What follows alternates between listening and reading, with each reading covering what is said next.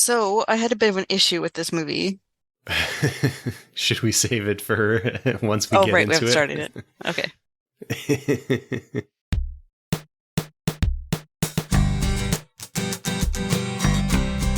Welcome to Screens of the Stone Age, the podcast where scientists review movies about prehistoric people.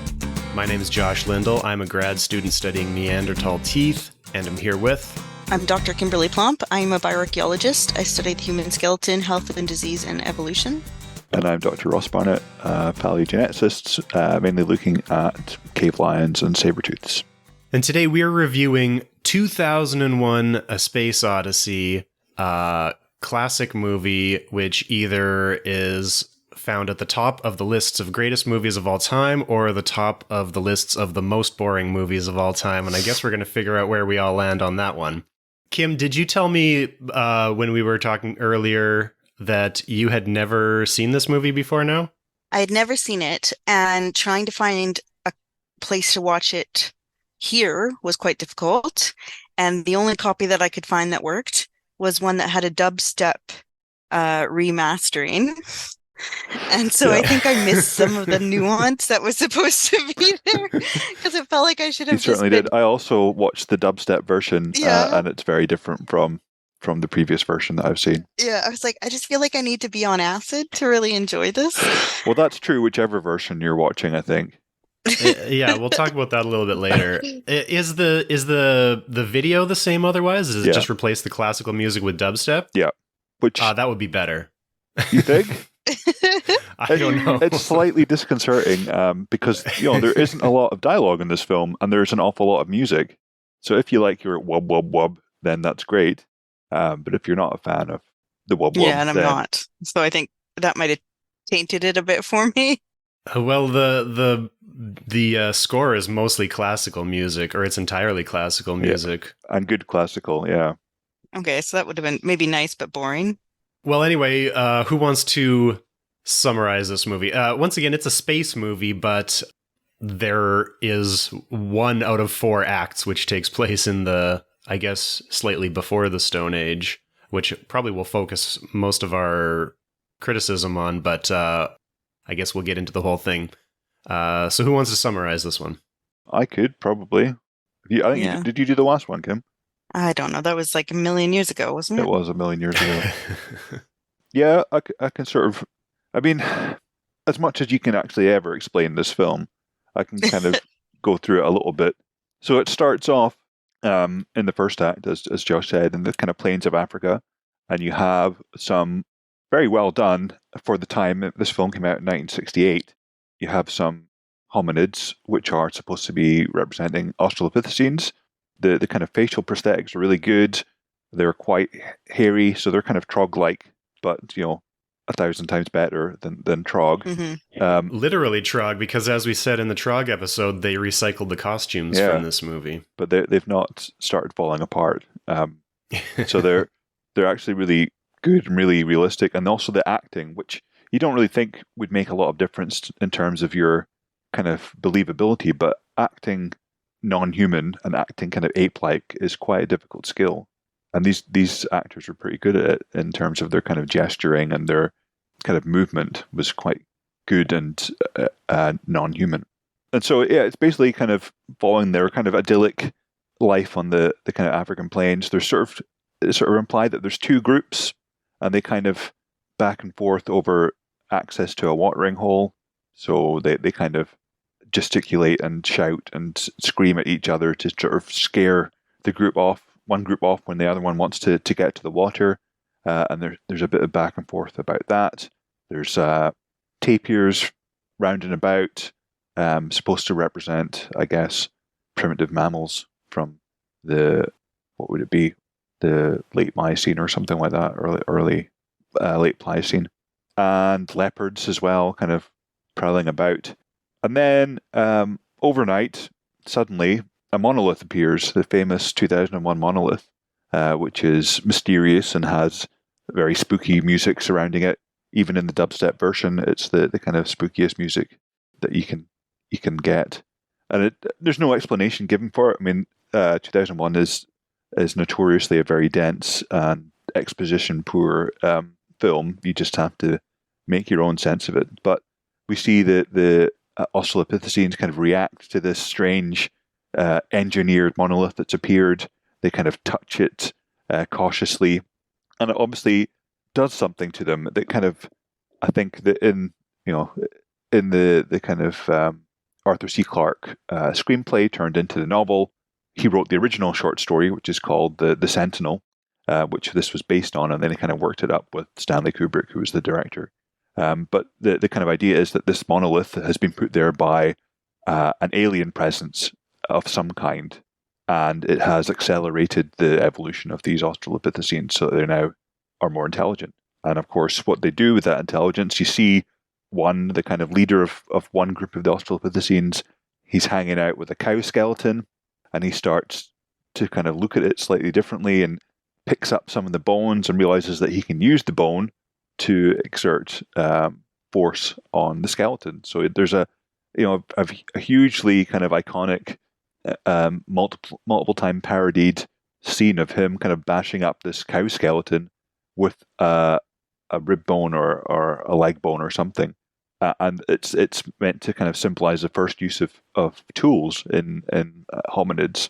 And of course, the very next scene is now the two groups fighting again over access to the waterhole. But now this time, the group that had encountered the monolith, they've all got bone weapons with them, which they then use to intimidate the group that's currently on the waterhole and to brutally murder one of the other Australopithecines with their bone weapons. So they kind of bash him to death and gain, it's presumed, sole access to the waterhole. So you have here not just the origins of tool making, but the origins of conflict and the origins of,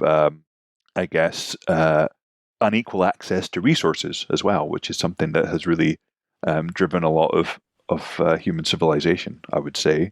And then there's a very beautiful and very famous shot where I think it's a cow tibia by the main leader is thrown up in the air, and it kind of twirls in the air, and then there's a sort of seamless transition from this tibia to a spaceship in orbit around Earth. And it's a very nice kind of metaphorical wipe from one form of technology, primitive technology, to advanced technology, which is very smart, and obviously kind of shows that Stanley Kubrick, the director, was no thicko. And so then there's the kind of second act, which is where you have kind of, I think, it doesn't say, does it say exactly? Well, 2001 perhaps is when it's supposed to be set. I mean, I remember the last time I watched this film was, I think, 1999. So before actually 2001 was the last time I watched this film when I was a student in the distant past. And yeah, so they're in orbit around Earth. You have kind of general, some astronauts have gone to the space station from Earth, and you kind of learn a bit about their mission, which is to go to the moon, where they're something weird is going on. It's sort of said there's been kind of rumors about there being some kind of outbreak of disease or something weird. And nobody really knows what's going on apart from these kind of top secret astronauts that are going out there who have to kind of maintain a cover. But they get there and they find that, I think it says 40 feet or 40 meters below the surface of the moon, they've found essentially an alien artifact, this monolith, this exactly the same that we've seen influencing the Australopithecines in the distant past. It's now been found a similar one on the moon, though of course they don't know it's similar to anything else. They've never seen it before. And so they kind of excavate, and there's a lot of head scratching. And then I was kind of skipping through this because it's a long film and I didn't have a lot of time and I've already seen it a couple of times before. But I think it kind of jumps fairly abruptly to 18 months in the future from the moon, from when they discovered this monolith. It just goes right away to it. Yeah, but they don't explain anything about what is happening 18 months later. It's just kind of dropped into it. They're on a new ship on the way to Jupiter, and there's two pilots on there, Dave and somebody who's not Dave. Frank. There's also 3 crew in hibernation on the ship, and you also meet the 6th member of the crew, which is HAL 9000, who is AI, essentially, something that's very topical at the minute. He's a artificial intelligence who has kind of day-to-day running of the ship, This is really, I think, kind of the first time in film where you see kind of natural language processing from a computer. He speaks normally to the crew. He's in charge of things like opening doors and moving equipment around, and it's really kind of the baseline for a lot of kind of sci-fi spaceships. So, I mean, for me, I immediately think of Mother in Alien and that kind of ship on the Nostromo. For me, it was the bad guy in Wall-E. Yeah, exactly. Yeah, the ship's AI and Wall-E, exactly. That's a perfect example of it. So everything seems to be running smoothly. They're on their way to Jupiter, but then something goes a bit weird. So there's a kind of satellite relay dish. Hal tells him is damaged, but he doesn't know why it's gone wrong. And this is really suspicious because I think they inspect it and discover that they can't find anything actually the matter with it. They have discussions with mission control back on Earth who tell them that something is going on, and they're looking at it to try and figure out what's happening.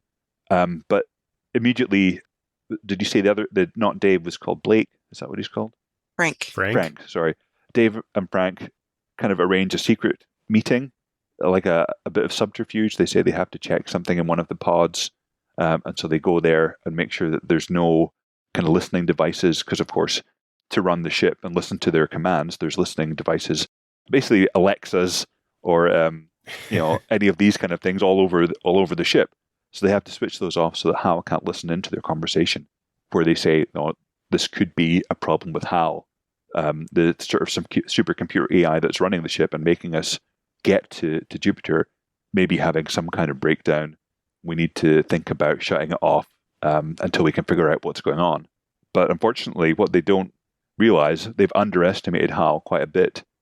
So Hal doesn't need to hear what they're saying. He has like these really evil-looking red camera lenses all around the ship, which he sees through, and he can see them through the kind of pod that they're sitting in. And he's learned how to lip read, so he can tell what they're saying, even without listening in. He can just see from their lip movements what they're talking about. So this is actually kind of tipped Hal off that now they're going to disconnect him.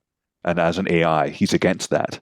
And so this kind of ramps things up a notch. He does something, it's not really shown what he does to Frank. He just somehow cuts him loose while he's outside of the ship. And so he's kind of floating off into space, which Dave has to then kind of get into one of the little mini pods and go and rescue him. While Dave's doing this outside the ship, rescuing Frank, who's been kind of sabotaged by Hal, Hal also shuts off the life support of the 3 hibernating astronauts that are on the ship. And so basically he's going through like a massive kind of psychological breakdown as an AI. And Dave rescues Frank, gets back, has a conversation with Hal, where Hal says he's not going to let him back in. He's basically kind of jettisoned all of the crew members, all of the non-AI crew members he's disposed of. And he's not going to let Dave back in, so they'll have to sort of perish outside of the ship. But Dave, being a resourceful astronaut, manages to steer his pod to the emergency entrance. But Hal points out that he doesn't have a helmet, so he's not going to manage to get back in. He's not going to manage to travel through the vacuum of space. But Dave, being, I'm guessing, a kind of military physicist, as most astronauts were, realizes that he can kind of blast himself through space into the airlock, and he should be okay as long as it's not for too long.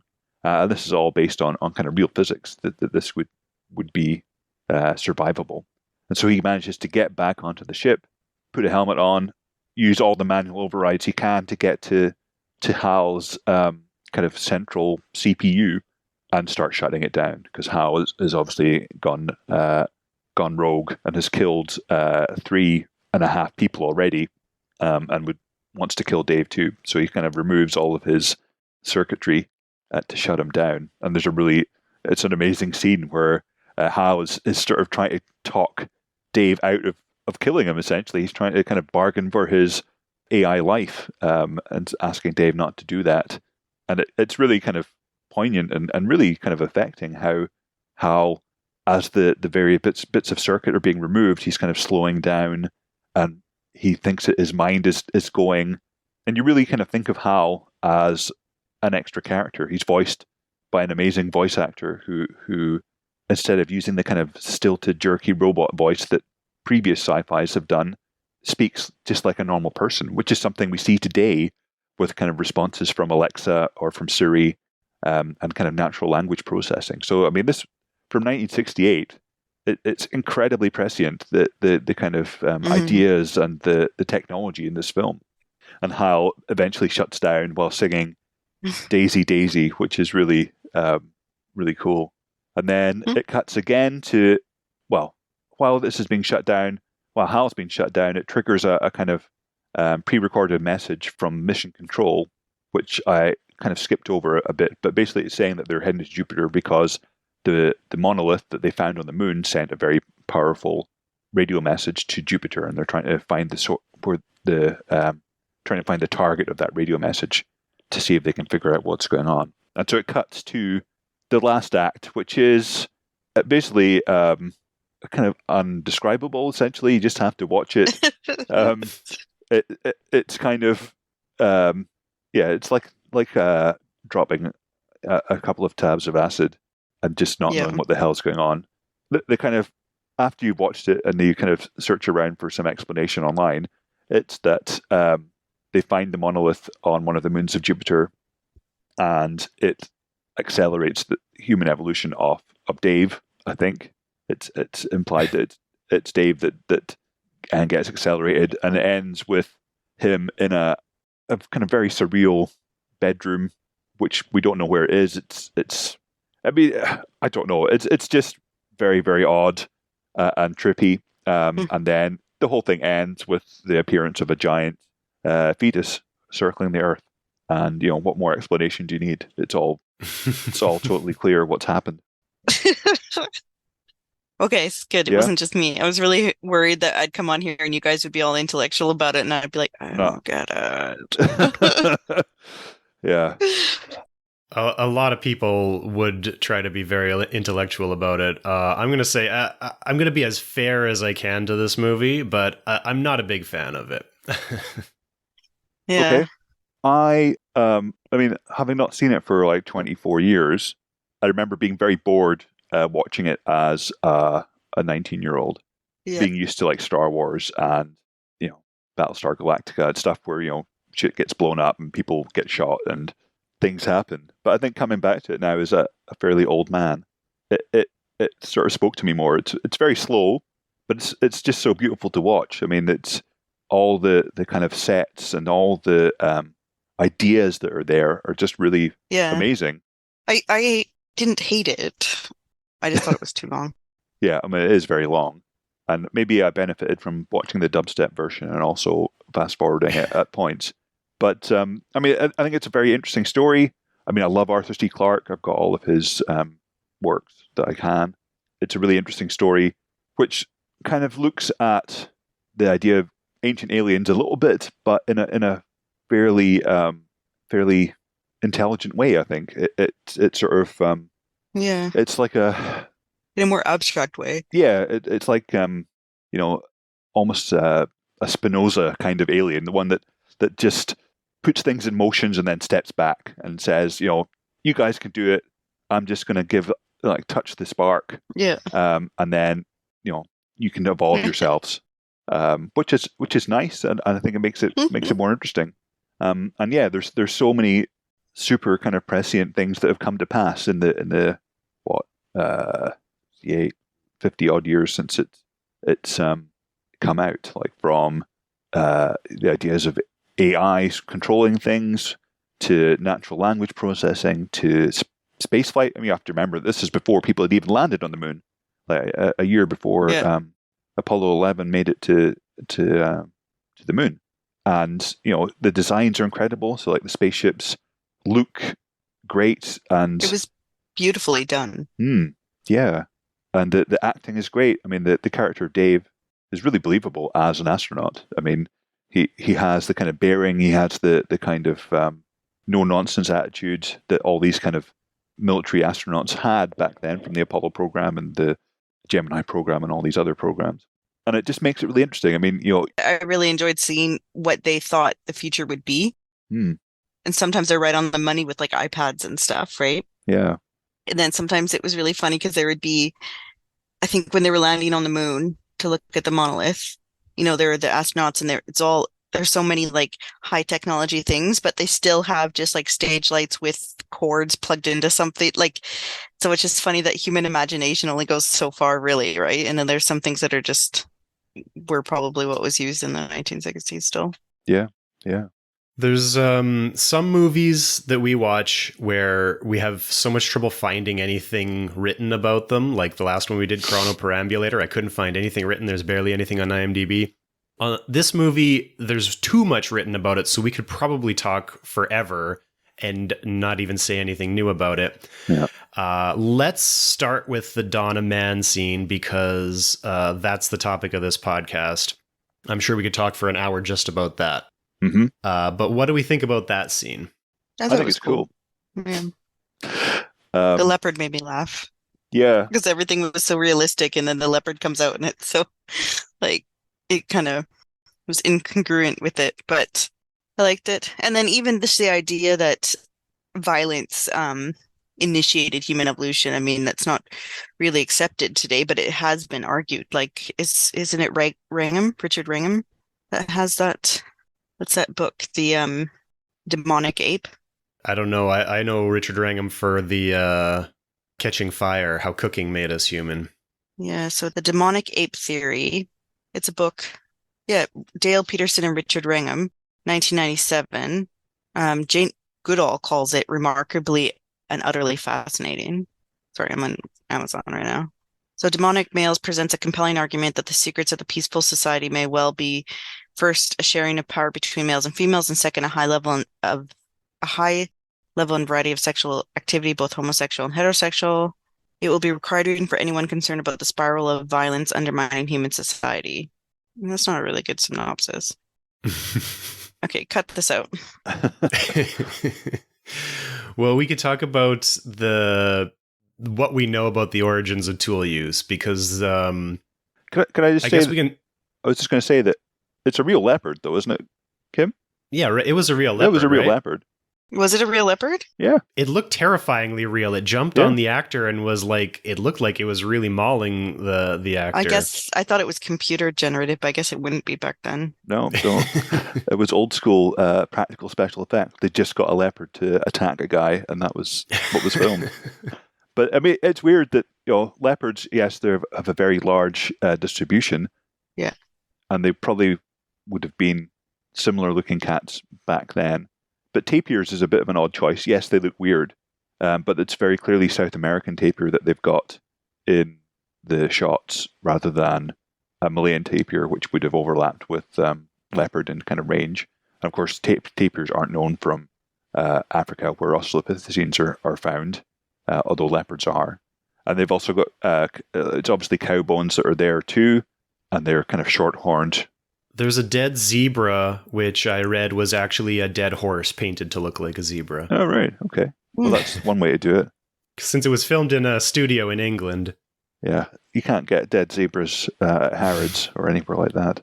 But yeah, tapirs, they do look weird, and they're not generally known, but they're, they don't overlap with leopards. The species that's shown, which is a South American tapir. The Malayan tapir, which does overlap with leopards, has a really nice two-tone black and white coat. And that's not what these guys have. I assume that they just chose it because it looked a little bit more prehistoric than just a pig, right? Yeah, they do look very prehistoric. I wonder where they got them. I mean, how do you hire a tapir for a movie shot? A zoo, I suppose. A wildlife. Not a very reputable zoo, though. No. Well, in the 68, it might have been. Yeah. And they are quite dangerous, tapirs. There's a couple of really great articles by Darren Naish about attacks on zookeepers by tapirs, and they're pretty nasty. Right. This is one of the things I had to look up because I wasn't sure where tapirs were from. I thought South America, and then I was like, maybe Southeast Asia, and it is both. And this is one of those weird things, which is the result of the Great American Biotic Interchange, which we've talked about before, definitely in the Ice Age episode. But South America used to be separated from North America. But North America, of course, was connected to Asia by the Bering Land Bridge. And so when South America collided with North America, there was this interchange of all these South American animals that were able to migrate into North America and eventually into Asia and back and forth, vice versa. So that's why we get tapirs in South America and in Southeast Asia. And then, of course, they all go extinct in North America in between, as several others did. Camels as well did that, right? Yeah, and horses. No, camels evolved in North America, and then spread to South America and Asia, and then went extinct in North America, which is what Advait Jukar was telling us about in the Ice Age episode. Yeah, and horses as well, the same kind of thing. Mm-hmm. I found a better synopsis of the book, and yeah, it is about the evolution of human violence and how that pushed human civilization, evolution of civilization in terms of competition and things like that.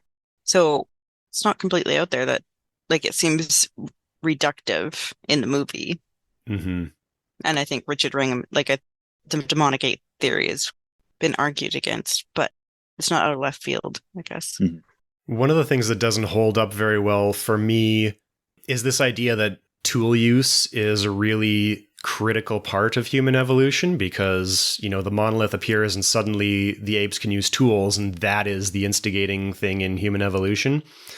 But today we know like dozens of animals that use tools, right?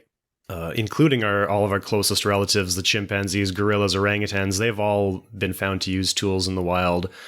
And what this tells us is that if they all use tools, this is probably something that goes back to our common ancestor, which means that there was never a period after we diverged from the other great apes that our ancestors weren't probably using some kind of tools.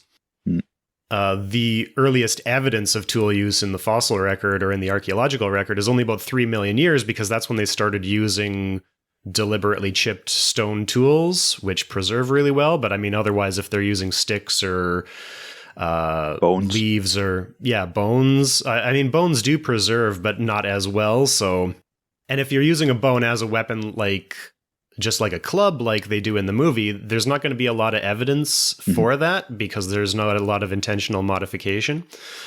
So the whole idea that aliens would come and, you know, modify these ancient apes and be like, now you can use tools, and that's when your evolution really kicks off, that really doesn't hold up to me. And then also the idea that the first tools were used for violence, notwithstanding the role that violence would have had in human evolution, whatever this book says. But I was trying to figure out if I could think of any examples of tool use from early human evolution or from any other animals, any non-human animals that use tools, where they use a tool specifically for violence in this way. And I couldn't really think of anything. Can you? Well, there's the chimps that use sort of pointy sticks to kill monkeys to eat. Mm-hmm. But yeah, I think you're right. Most of the tool use is for like food acquisition. So like fishing for termites or grubs when it's New Caledonian crows with their little needle spines, or accessing nuts like capuchins with their sort of stone hammer and anvils. I suppose maybe it's sort of mammal-centric to consider collecting termites or grubs not to be violence from their perspective, and maybe it's violence. Yeah, true. Yeah. But I guess it's not intra-populational violence or intra-species violence, right? Mm-hmm. So yeah, that's true. It's violence with an aim for survival. Well, I guess no, that's... I mean, competition could be... I guess it's a gray area, because the first thing they use their clubs for in the movie is to kill a tapir to eat it, and then the second thing they do is to fight off the other tribe, except that they're doing it for access to a water hole, so it's still survival. It's not just violence for the sake of violence. The only violence for the sake of violence is when he discovers tool use, he's just smashing up a skeleton for no reason.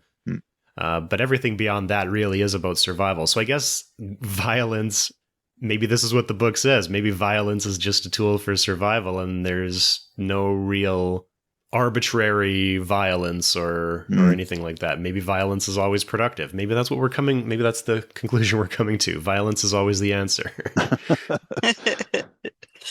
But him smashing up the skeleton to the dubstep music was quite, like, I Googled to make sure I was watching the right movie, and I wasn't watching some like college-made dubstep movie that they put in scenes, because I was like, this seems too well like synced with the dubstep music, right?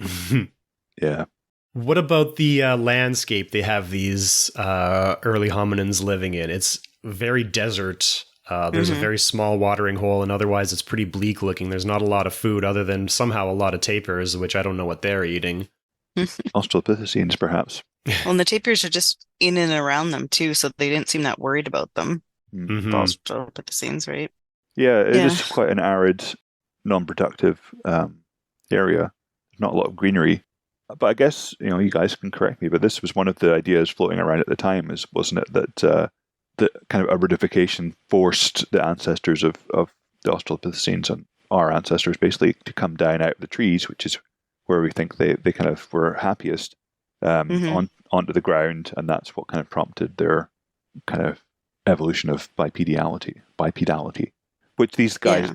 aren't particularly bipedal. They're kind of quite crouched, and you see them knuckle walking for a bit as well, but they can stand up. The idea is that they moved into more grassland savanna type things, so it's not like a desert desert area that we saw in the movie where there'd be very little resources, but just different resources Yeah, than it's the called trees. the Savannah Hypothesis. So as like the forest started to disappear, they would have to walk longer distances across the plains to get to stands of trees and stuff like that. And so you can move faster, maybe not faster, but more efficiently on 2 feet. You can also carry meat back to safety to eat it instead of Yeah, eating it on the savannah where the lions would also see it and stuff. and you can stand higher than the grass, so you can see farther, and you can watch out for predators out in the open. And so that held up for a while, but that's not really accepted anymore because the earliest hominins that we have, I think we've talked about these before. There's like 3 good contenders for earliest hominin, which are Sahelanthropus, which is about 7 million years old, which is still controversial. I keep seeing papers that say, yes, it was a biped, and no, it's not a biped. Auroran tuganensis, which is like 6 million years old from, where's Auroran from? Uganda? Kenya? Isn't it from Ethiopia? It's from it's from the Auroran Hills. I can't remember. Somewhere in Hmm. East Africa. And then there's Ardipithecus, which has 2 species, which is better known than the other 2, and it's from between 4 and 5 million years ago. It's But the from Kenya. consistent thing about these from Sorry, Kenya, Orarin. It's from Kenya. and Ardipithecus is from Ethiopia, I believe. But the consistent thing about all of them is that all the contextual evidence suggests that they're from sort of sparsely wooded environments. They weren't really from open savanna environments. And so at the period where bipedalism is evolving, it doesn't seem like it's driven by aridification or spreading savanna. It seems like they were coming out of the trees, even though they were still living in sort of sparsely wooded environments. But maybe obligate bipedalism evolved because of the savannah. Yeah, it's still possible, but it wasn't the initial factor leading to it. But anyway, if we have early hominins like these, which are not fully bipedal yet, we wouldn't really be expecting to see them in these desert environments. Although, I mean, the thing about humans is that we live everywhere, so I'm sure all these early human ancestors would have been living in different environments because they were dispersed throughout, a wide range of Africa. So it's possible that we had early human ancestors, found their way into environments like this. Yeah. I don't know how long, like that population was quite large. It would be difficult to sustain it. I guess not with that population of, is it tarpons? Tarpiers? Tapirs. Tapirs? Maybe. Getting them. Well, do we have anything else to say about this Stone Age scene? Mm, I don't think so. I thought it was no. quite fine. Well done compared to a lot of the stuff that we've watched, right? Yeah. Well, we can say that about the whole movie. The whole movie is really well done. The special effects are amazing for Yeah. 1968, and they still hold up really well. It looks great if it's a little long and boring. I'll give it that. It certainly, that's not my problem with the movie. The problem I have is that it's boring, and I think that it's overinterpreted. I don't think there's really anything to think about in this movie. I think it's a pretty shallow movie, even though everyone seems to think it's very deep. Ross is making faces. Yeah, I guess I'll have to disagree with that. I think it is quite deep in that it does make you think about things that maybe people wouldn't normally think about, like the origins of of tool use and technology, the kind of continuity of technology through the past. What are the kind of category differences between a bone and a spaceship? What is the lineage from one to the other? And there is one. It also makes you think about things like the progress of technology. So looking into the future, where you have like a murderous AI, could that be a reality? How would it get there?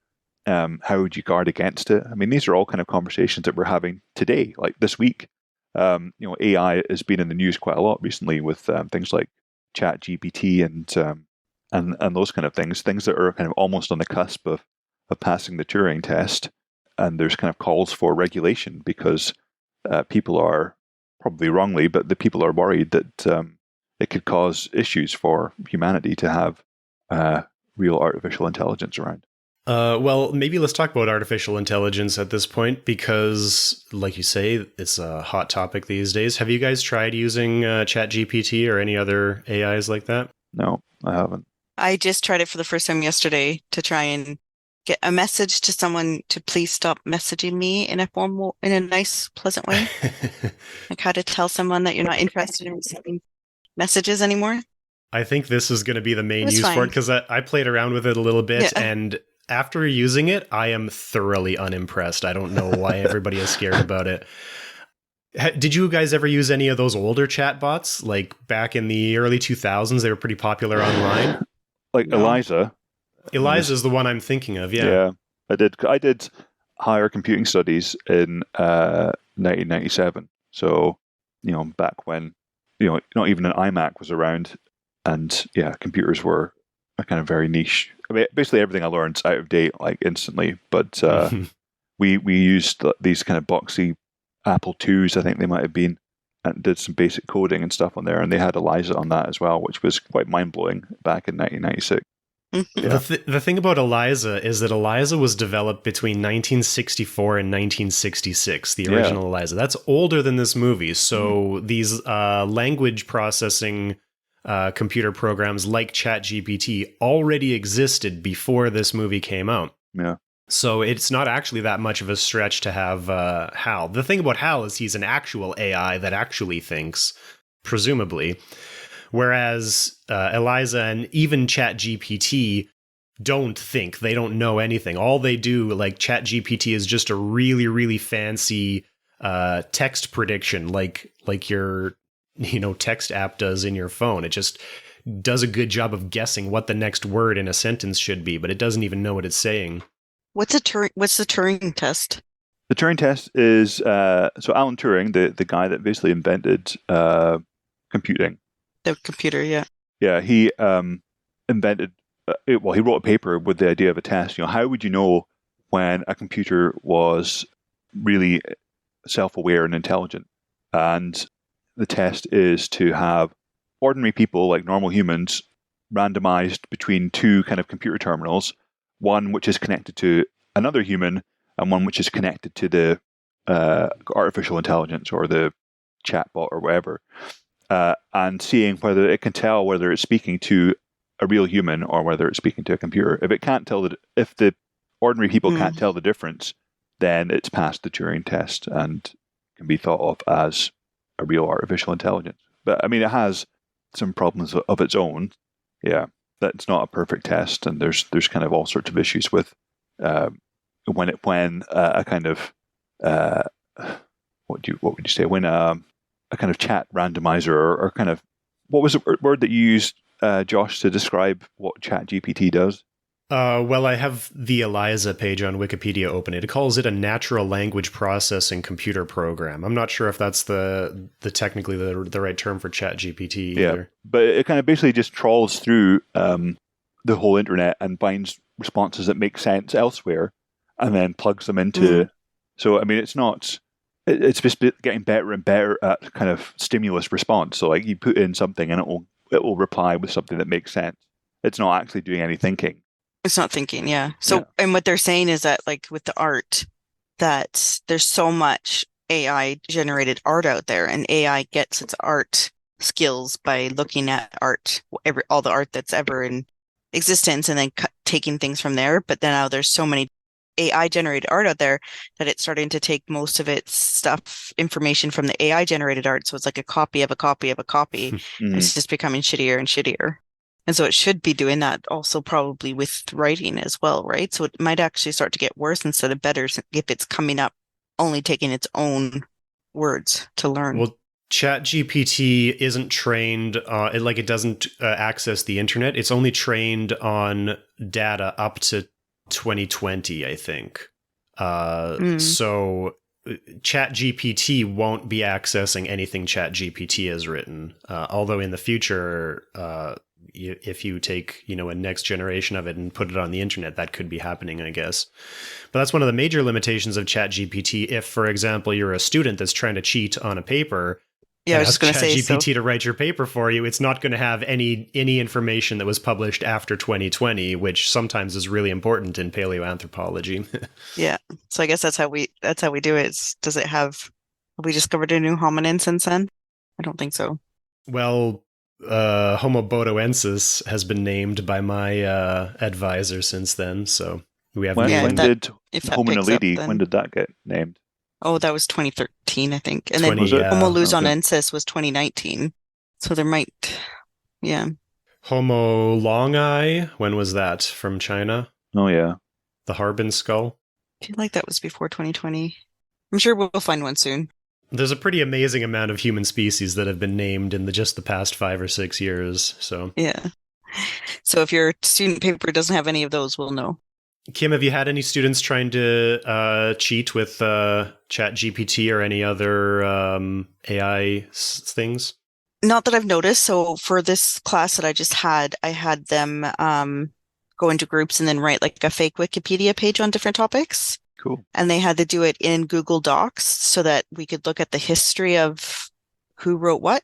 So you can I can see if someone is not pulling their weight.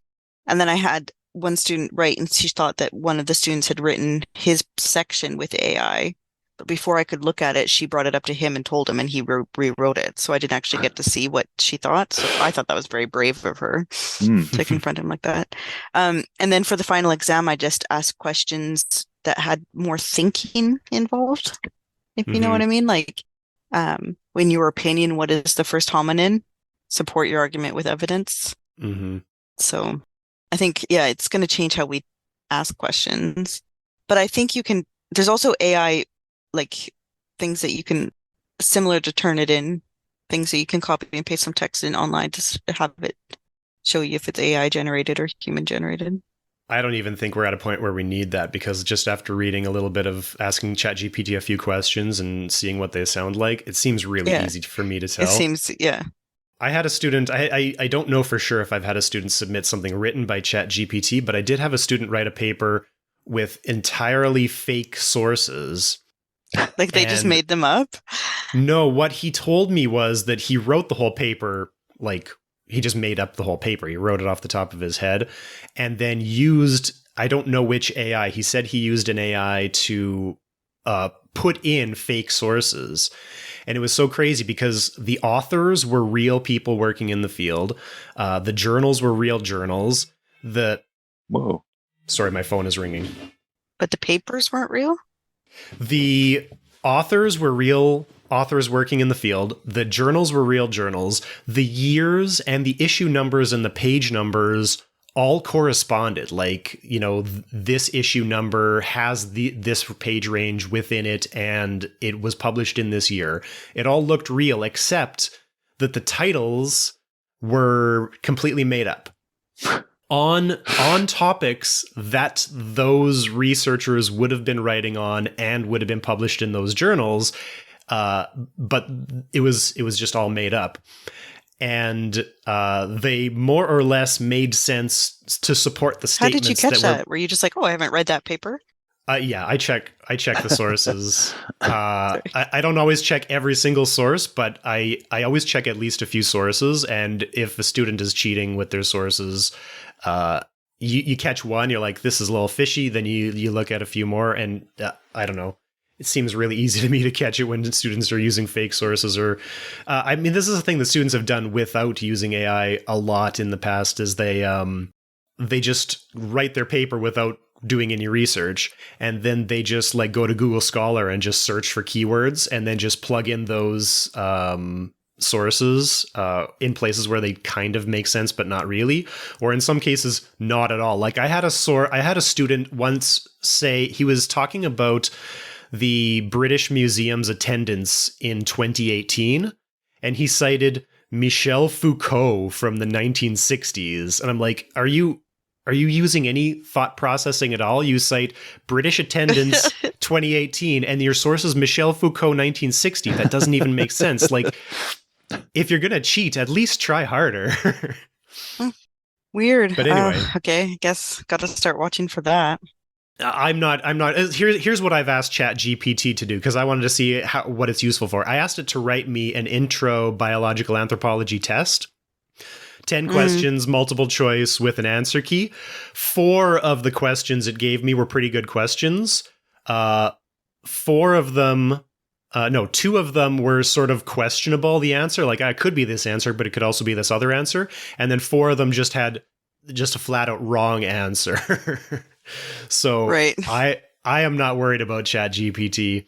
I also asked it to write me a homebrew beer recipe, and it gave me a recipe which would have resulted in bottle bombs, like overcarbonated bottles that might explode. Whoa. And then I asked it, won't this result in bottle bombs? And it's like, yes, here's what you can do to fix that. And it would have made them 10 times more explosive in the way it told me to fix it.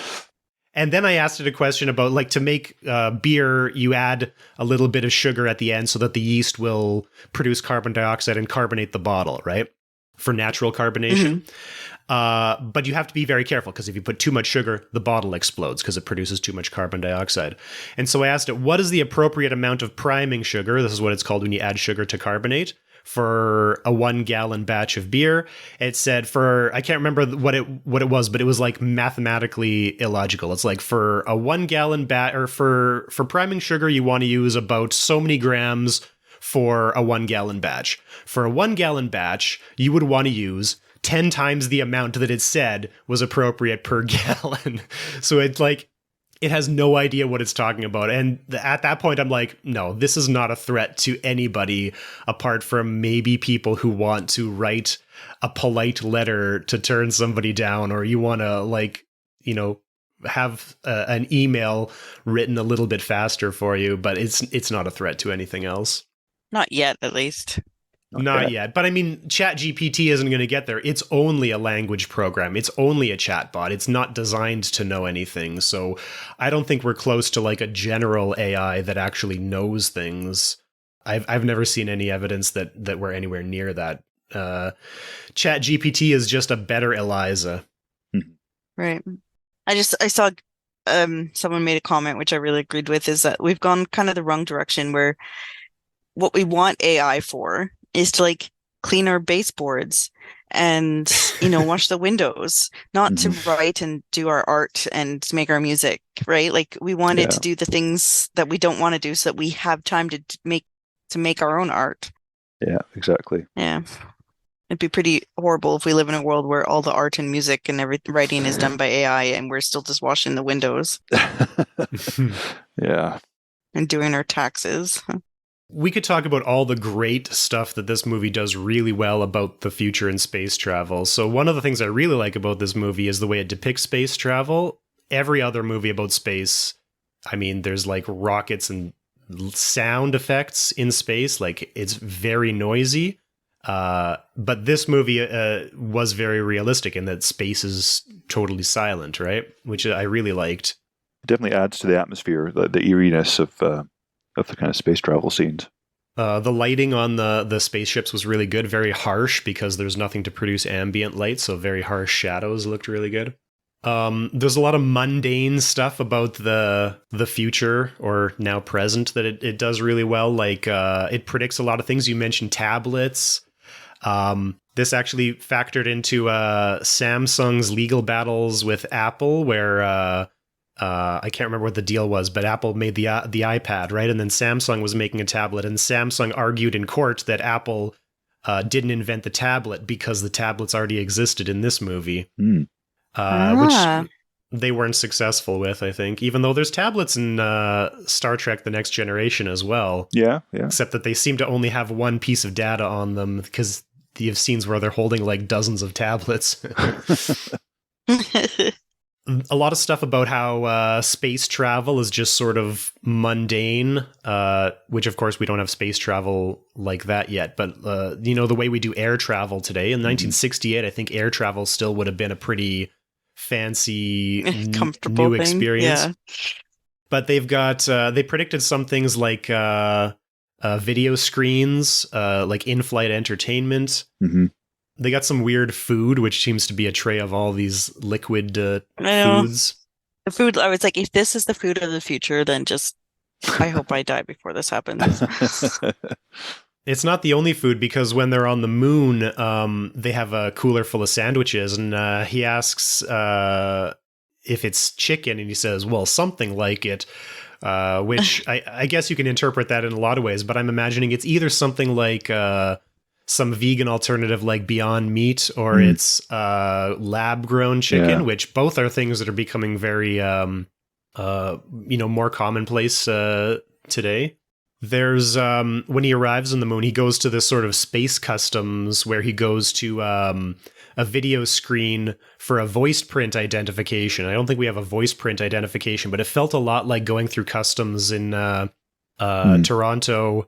At least is where I've done it recently, where they've replaced it all with these video terminals. So you stand in front of the terminal, it takes your photo, and you do everything digitally now. And only the last few years they've updated those. So that's pretty cool. I enjoyed the bathroom, the anti-gravity bathroom that's had a big sign on it saying like all users are encouraged to read the rules or read the instructions carefully. And there's like a huge page of 10 instruction steps that are like so long, and he's sitting there reading it for what seems like forever with the music, right? Oh, it was funny. Here's a couple of questions I have for you. So they find this monolith buried on the moon, and they say that it's been buried for 4 million years. And archaeologically, this got me thinking, how would we know how old something is on the moon? Because we don't have carbon dating, I think. There's probably not enough... Well, there's nothing carbon to date on the moon. No. What method could we use on the moon to determine how old something was? It would have to be kind of, I guess, stratigraphically, if it's buried under a certain amount of sediment, and you know how much sediment is accumulated through kind of asteroid debris and meteor falls, then you could work out how long it's been there. I wonder, 4 million years compared to the age of the moon, how old is the moon? Almost as old as the Earth? 3 or 4 billion years, right? Yeah. Would 4 million years on the moon actually accumulate 40 meters of sediment? Because there's no sedimentation on the moon, like you say, apart from asteroids or debris falling on the moon, or I guess an asteroid stirring up some debris, which would then settle back down. Yeah. What about thermoluminescence? Like if the distance to the sun? Yeah, that would do it. Be used. If there's something in the monolith that would have that clock that you need for thermoluminescence, or just any of quartz grains, layers of sediments around it. What what is the lunar regolith made of? Is it quartz? Is there quartz in it? I think there might be. Regolith is the name of the ground cover on the moon. I've just done a quick Google, and apparently, according to NASA, it would take 1,000 years for a layer of moon dust about a millimeter thick to accumulate, which suggests that. Let's think. So that's 1 million years would be 1,000 millimeters, which is 1 meter. So 4 million years would be 4 meters. 4 meters. Well, they're only off by a factor of 10. Yeah. Interesting. That's pretty good. Yeah. Okay, here's another question for you. In the initial flight to the moon, right after the Donna Man, the flight attendant is walking in anti-gravity using grip shoes. And this got me thinking, long story short, I Googled it, and there is a grad student from MIT who seems to be working on some sort of space grip shoes, which use magnets. And I couldn't find a lot of information about it, but it seems like the current generation sort of has a hand switch, so you switch the magnet on and then switch the magnet off as you step. But this got me thinking about like the evolution of bipedalism and how bipedalism works and how difficult it would be to walk in anti-gravity even if you had grip shoes. Because the way bipedalism works is it's basically controlled falling. As you lean your foot forward, your body starts to fall forward because of gravity, and then you land on that foot, and then you use that momentum with a small amount of energy to propel yourself up again. And then as you swing your next foot forward, you again fall forward onto that foot. And so if you don't have gravity, you can't really walk in the same way. So if you had some sort of grip shoes, if you are standing, if you're at a standing position, you lift up one foot and move it forward, but then you don't fall forward. So you'd have to probably bend both legs to get your next foot down to the ground to catch and then disengage the last one. But now your body weight is far behind your front foot. How do you swing your foot forward to get in front of the other one? It seems like it would be a very different experience, a very different bodily kinesthetic experience to figure out how to walk in anti-gravity, even if you had grip shoes, hey? And very energy intense as well. The waitress was walking very strangely, like she was having difficulty walking, right? Fun story I read about that. She was took way too many painkillers after some sort of surgery, and Kubrick didn't know it, but he liked the way she was walking weird, so it made it into the movie. But she was trying not to walk weird because she was like overdosing on painkillers. Oh, wow. I thought it was just being unsteady on the ship, right? This is my thing about this movie, is I think there is a lot of happy accidents, and to Kubrick, I don't like any of his movies really, but to his credit, he was very good at the thing I complain about a lot, which is, you show too much or you say too much and you ruin something by getting it wrong. So he did a very good job of not saying the wrong thing. And I think this movie is regarded a lot more highly than it otherwise would have been because he says very little. And if you read about the production of this movie, he had a lot of different ideas, and the movie was sort of cobbled together as it was being made. Like, for example, he wanted to show the aliens initially, and he, went through a lot of different models and a lot of different ideas. And then he eventually decided, I think the quote is, you can't imagine what God looks like or something like that. So he realized there's no alien he could show that would be impressive. And therefore, by not showing them, it ends up more impressive. And then once he settled on the monolith, he went through a whole bunch of different types of monolith as well before he found the one that worked, which is as simple as possible, which it works really well. But this was sort of cobbled together, in the process of making it until he settled on something that worked. So to his credit, I like that he was able to, work his way through it and get on something that doesn't say too much and, is mysterious because he doesn't say too much about what it is. But at the same time, when you take a whole movie like that, you end up with a story that doesn't actually say anything, which is what my main criticism of this movie is. It's like, oh, it's all up to the viewer's imagination, but like you have to have a central line of that story for the viewer to imagine around. And I don't think there's any real story there. It's fundamentally based on a misunderstanding of evolution, which we didn't really touch on, but it starts with alien intervention making... actually, do we know that this is what happened? Does the monolith in the first place instill the knowledge of tool use into the apes, or is it just a coincidence that does the monolith arrive because it knows that the apes are at this point in evolution? No, it's definitely meant to be that it's kind of accelerating their progress. So we talked about Ancient Aliens before and about how the idea is inherently boring because it's just saying God did it, right? It's, it's how did humans evolve to be humans? Oh, aliens did it. God did it. Well, where did they come from? How did, is this an infinite regression where somebody else sent them a monolith? And where did it come from? It doesn't answer. It's not an interesting answer to a question to me because it doesn't actually answer the question.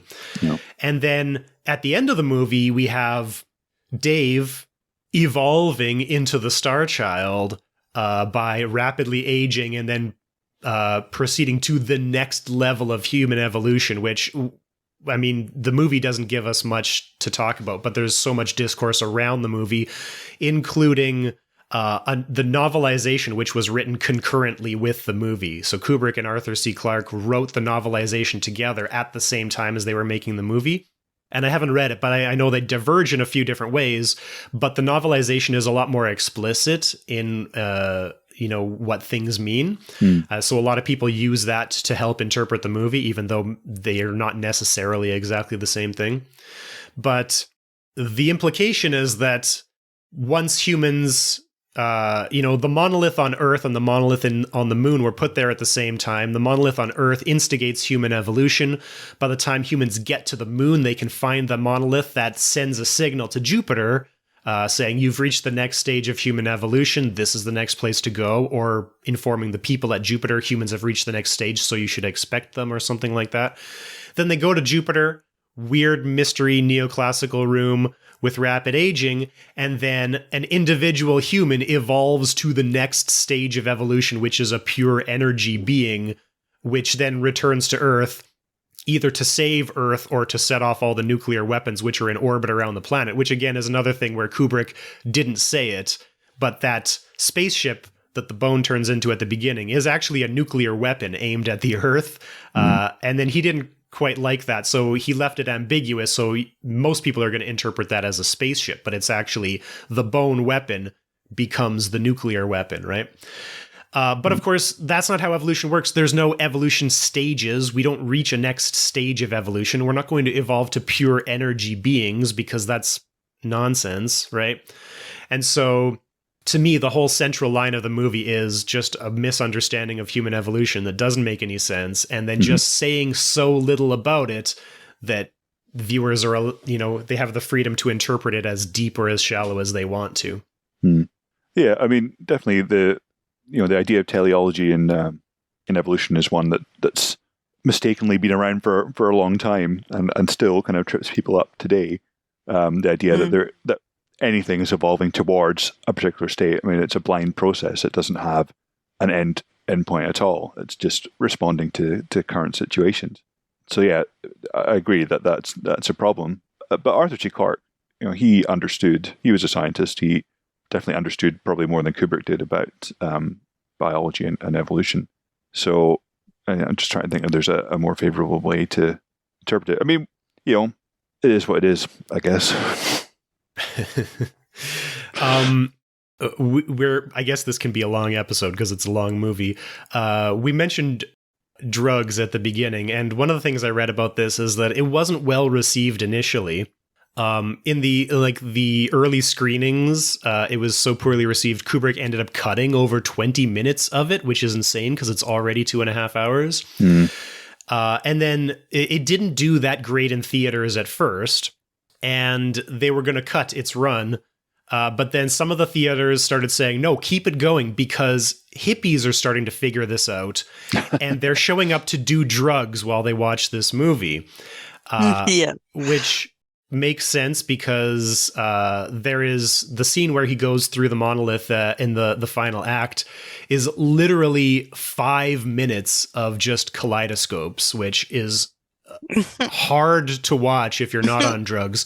So I live in Canada where cannabis is legal. So for this watching, I'm like, you know what? I'm going to try it on drugs. And it didn't make it better. Not cannabis anyway. It just made me more distracted, honestly. It was so boring. I kept getting distracted because I always have IMDb and I have browsers open while I'm watching and taking notes and stuff. I kept getting distracted in my notes. I have to keep going back because I forgot I'm watching a movie. So cannabis didn't help. I'm sure acid would be a much different experience. Or mushrooms. It has to be hallucinogenic, I think. Yeah. Right? You have to all think the colors. Yeah. By the way, my notes go downhill after the second act.